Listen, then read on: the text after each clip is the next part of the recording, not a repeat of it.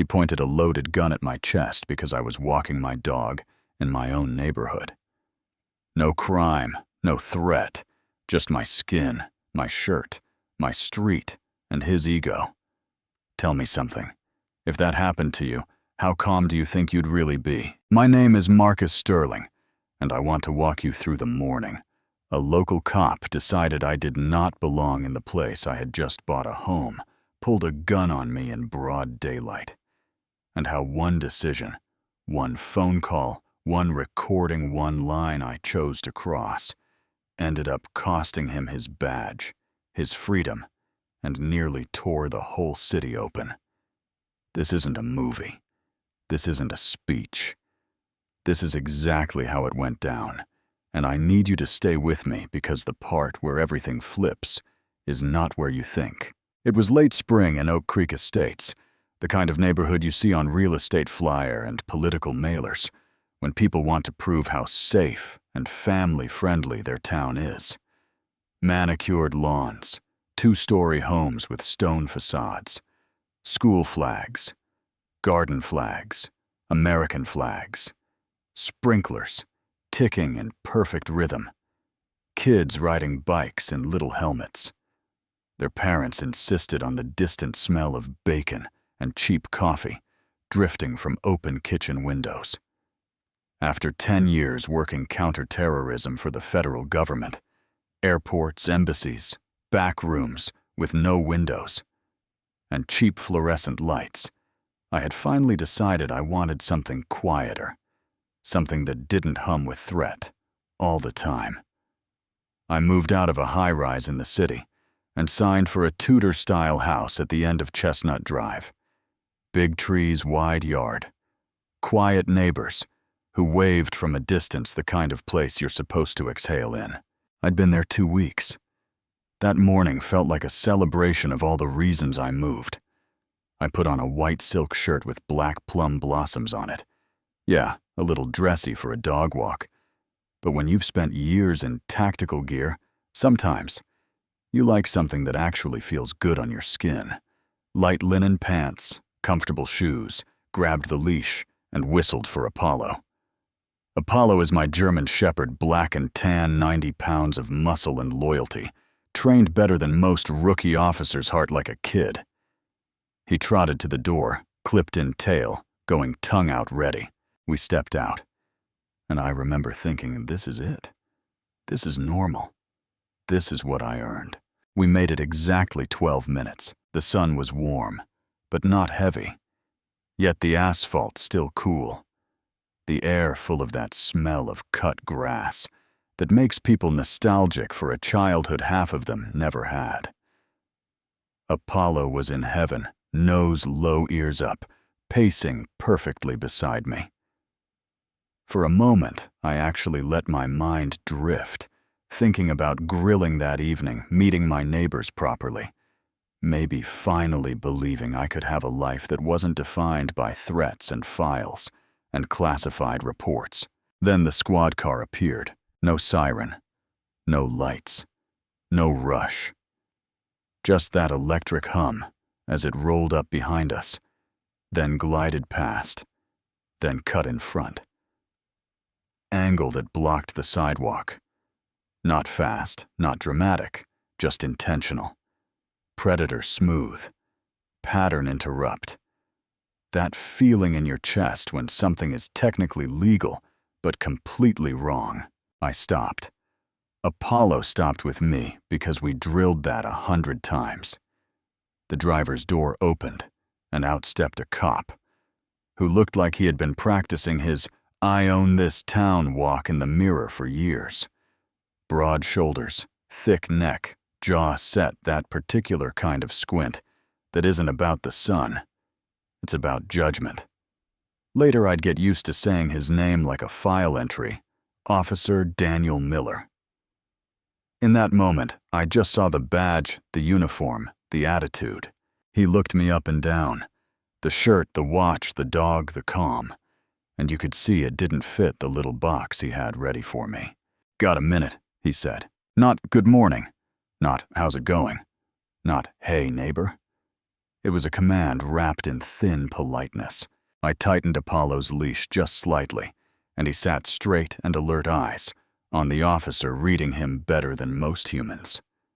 I kept my tone easy. "Sure, officer. Is there a problem?" Right there he had a choice. Ask about a call.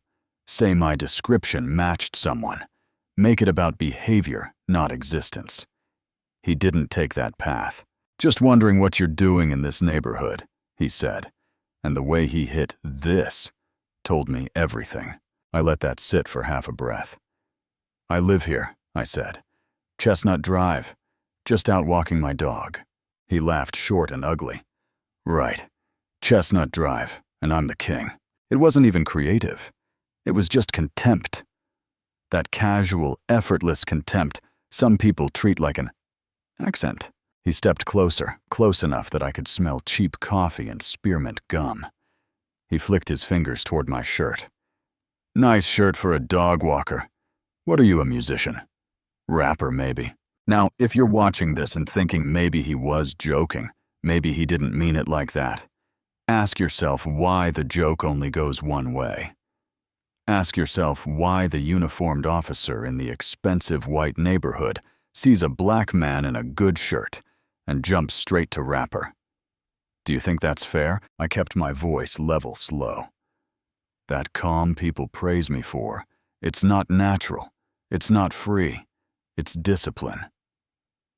"I work for the government," I said. He chewed that like gristle. "Government work," he repeated. "That what you all call it these days?" Already he'd made up his mind. Oak Creek Estates in his head was not somewhere a black man like me lived, it was somewhere a black man like me serviced. Deliveries, lawn care, repairs, entertainment. Those boxes he understood. Not homeowner, not neighbor. Definitely not equal. Like I said, I repeated I live here. He scanned the houses behind me, like he expected them to stand up and object. "We've had some break-ins," he said. "People like you poking around." There it was. No hesitation, no filter. People like you. Not wearing a red hoodie, not matching a suspect, not fitting a bolo. Just people like you. Racial profiling in 4 casual syllables. Inside me, something old, twisted. Something I picked up as a teenager and never really put down, that mix of anger and exhaustion. On top of that sat the training, the tactical patience. So I stayed still. "I haven't seen anything unusual," I said. "If you don't have any other questions, my dog and I are going to keep walking."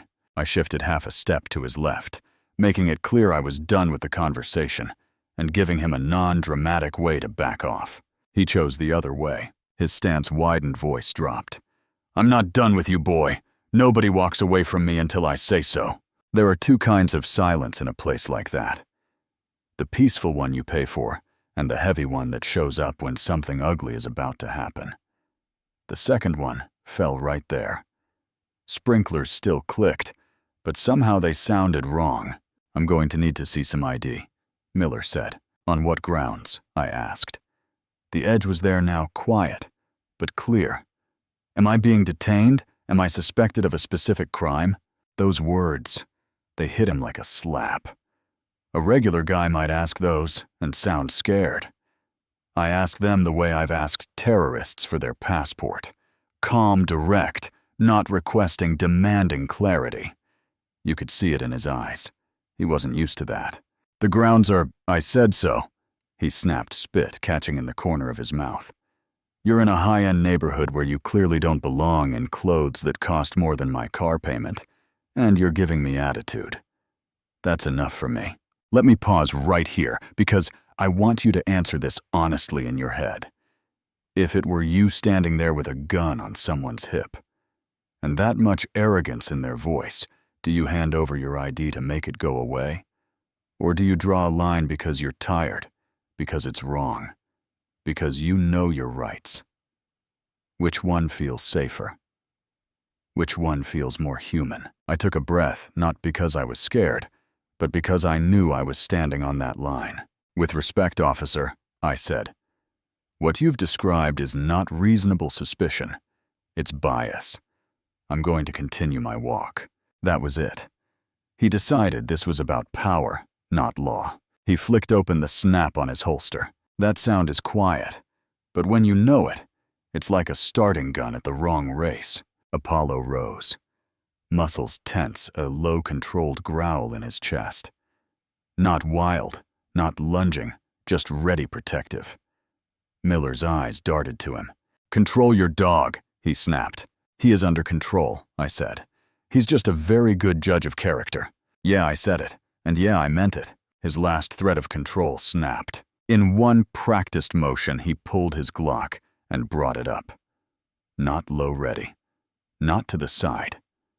He pointed that weapon straight at my chest, sight lined up over the black blossom on my shirt, like he was centering a target. The world narrowed. Sprinklers, birds.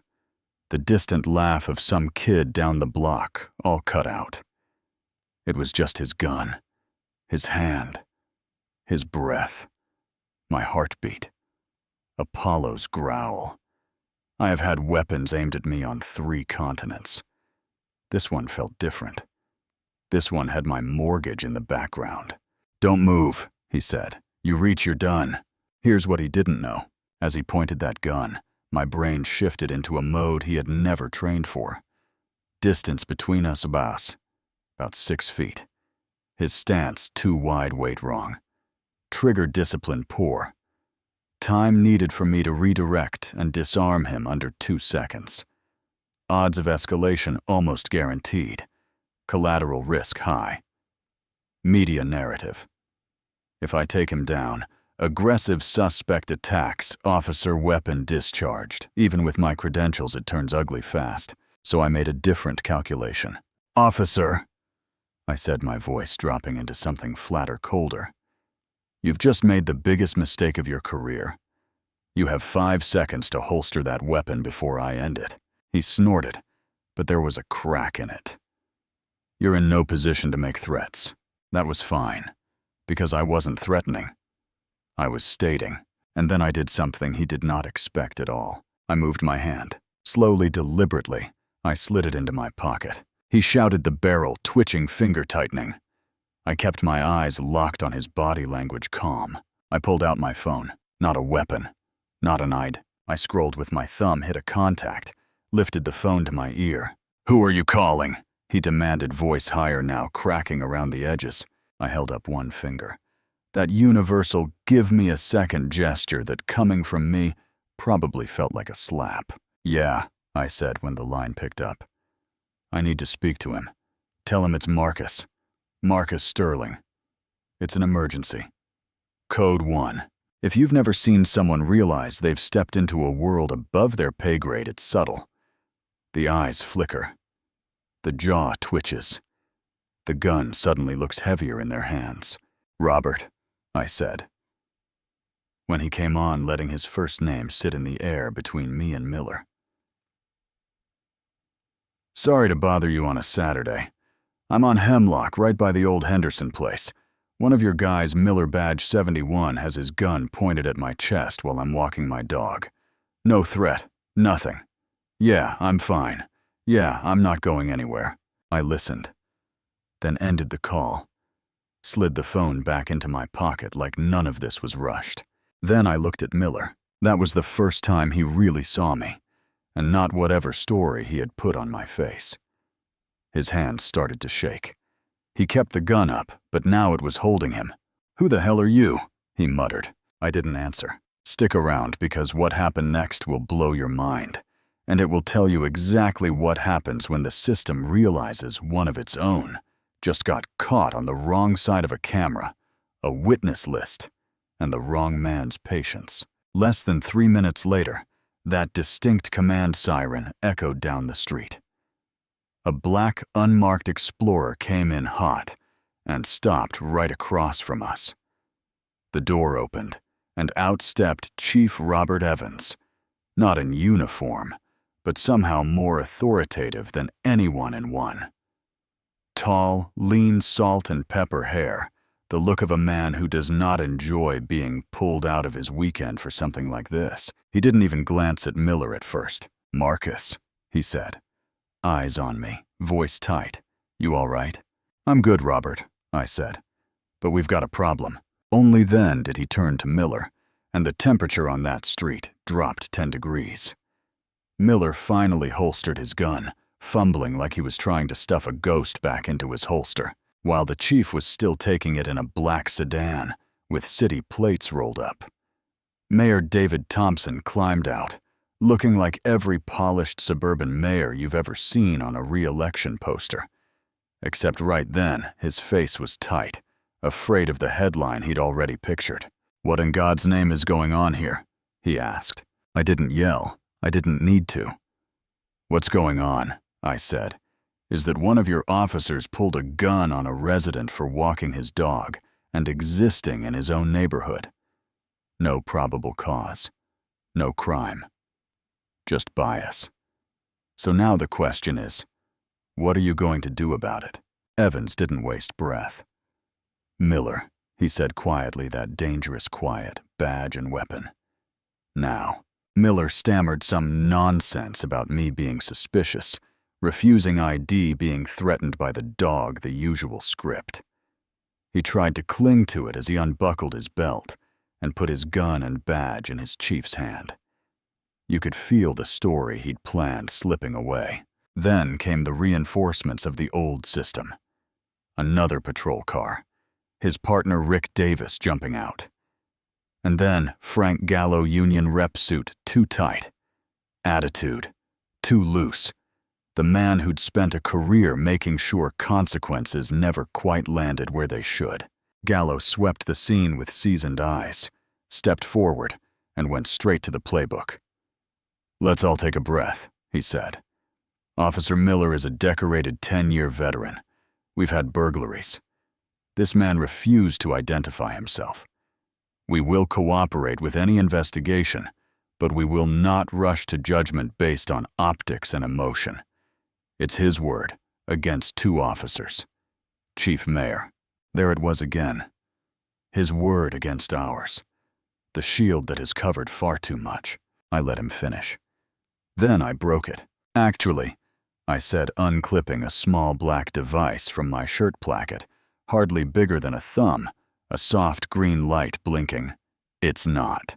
They all went quiet. "This has been recording in high definition with audio since the moment his cruiser blocked my path," I said. Gallo's mouth actually dropped a little. Davis blanched. Miller looked like someone had kicked the floor out from under him. And because sometimes the universe decides not to be subtle, a voice came from a front porch. I saw the whole thing. Mrs. Gable.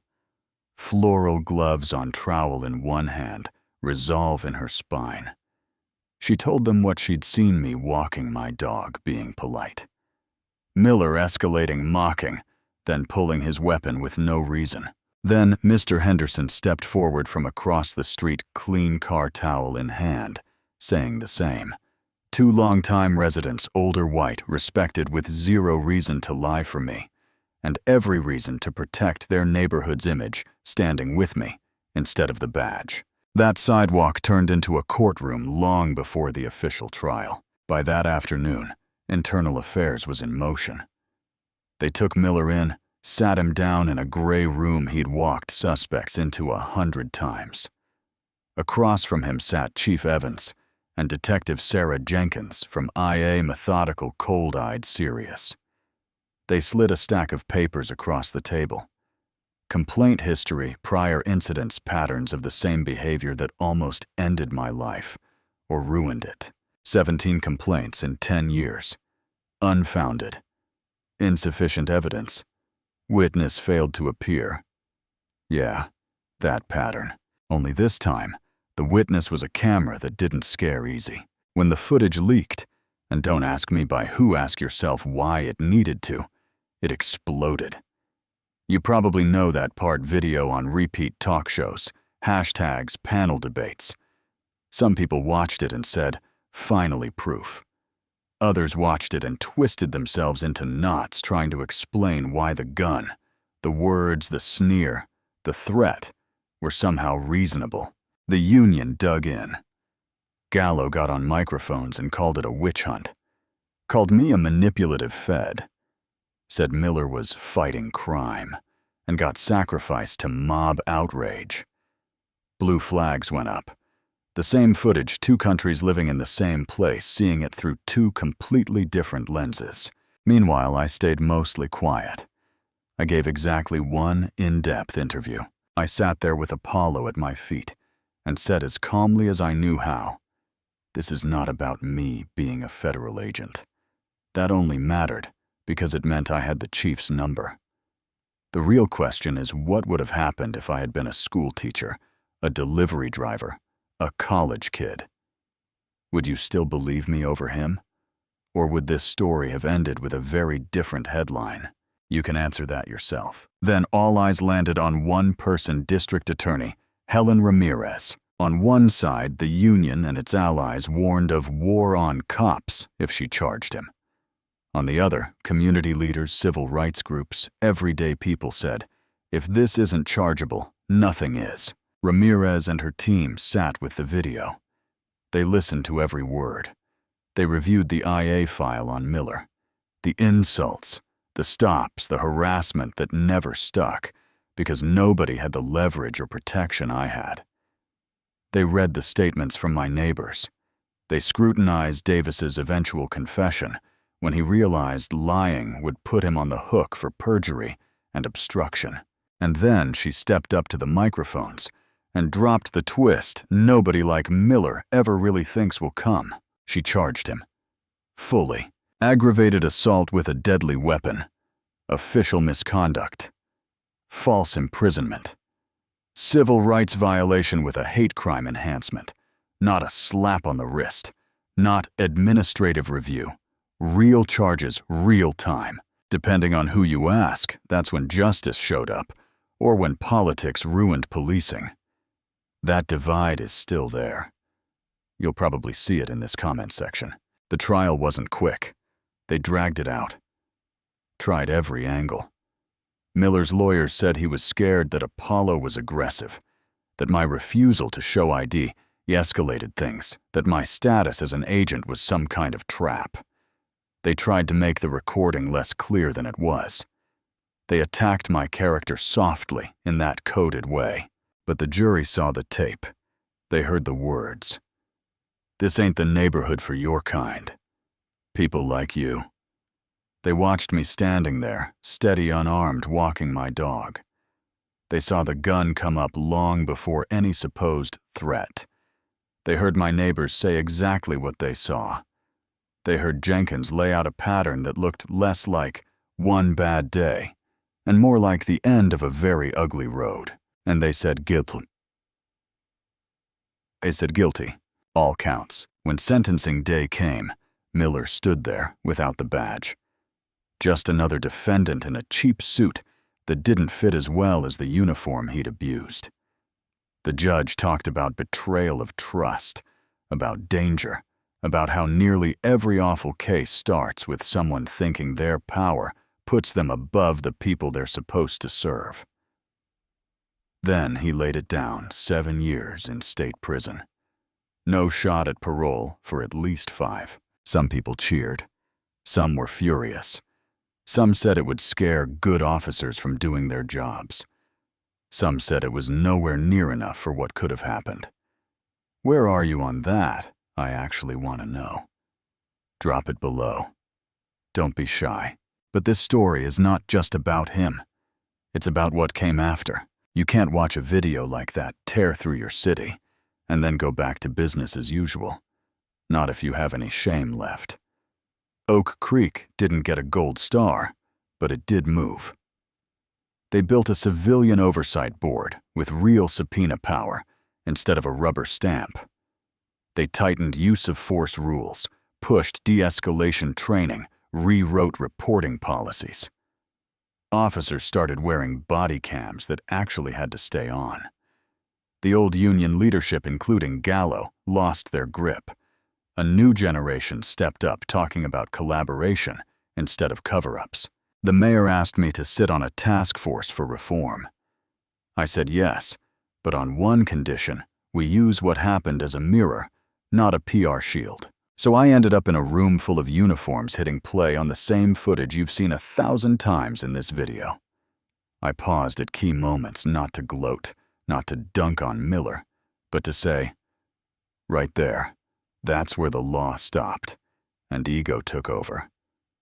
That's where you choose which side of history you're standing on. Some looked away. Some nodded. Some looked pissed I was even there. That's how you know the work is real. Months later, one cool autumn evening, I took Apollo out along the same route. Leaves under our shoes, sky turning orange air, carrying that quiet that used to feel earned and now felt fragile. Mr. Henderson waved. Mrs. Gable called Apollo handsome. A couple of families I'd never met nodded like I'd always been there. We walked past the exact patch of sidewalk where he pulled that gun on me. No stains, no markings, just concrete. I stopped for a second, looking down, remembering how close it came to being another kind of story, the kind we all know too well. That morning could have ended with me on the ground and him filling out paperwork. It could have ended with a lie in a report and another unfortunate misunderstanding press release. It could have ended in silence. Instead, it ended up in court on camera, in reforms, in conversations like this one you and I are having right now. And that's what I want to leave with you. What do you think actually creates real change in a community like this? Or in yours? Is it people like me who in that one moment refuse to back down and insist on their dignity? Is it leaders like Evans or Ramirez, who when confronted with undeniable evidence, choose justice instead of protection? Is it neighbors who speak up instead of pretending they didn't really see enough to get involved? Or is it something deeper, a willingness to admit the system was designed to protect some more than others, and to finally stop lying about that? If it were you on that sidewalk, if it were your kid, your dad, your sister, how much proof would you need before you said, yeah, that's not just one bad cop, just one. I've told you my story the way it happened, with all its mess, its anger, its small wins and big costs. Now, I want to hear yours. Tell me in the comments, was the sentence fair, too heavy, too light? Do you think this kind of accountability will scare good officers, or protect them by drawing a clear line between them and the ones who should never wear a badge? Have you ever been stopped, questioned, or humiliated for just existing wrong in a place someone else thought you didn't belong? Share your thoughts. Argue with me. Call out what you've seen where you live. And if you believe stories like this need to be told until they stop being relatable, hit like, hit subscribe. Send this to someone who still thinks a camera is the problem instead of the proof. Because the next time someone decides a person doesn't belong, there might not be a body cam, there might not be a chief on speed dial. There might only be whether the rest of us are paying attention. And that part, that's on all of us.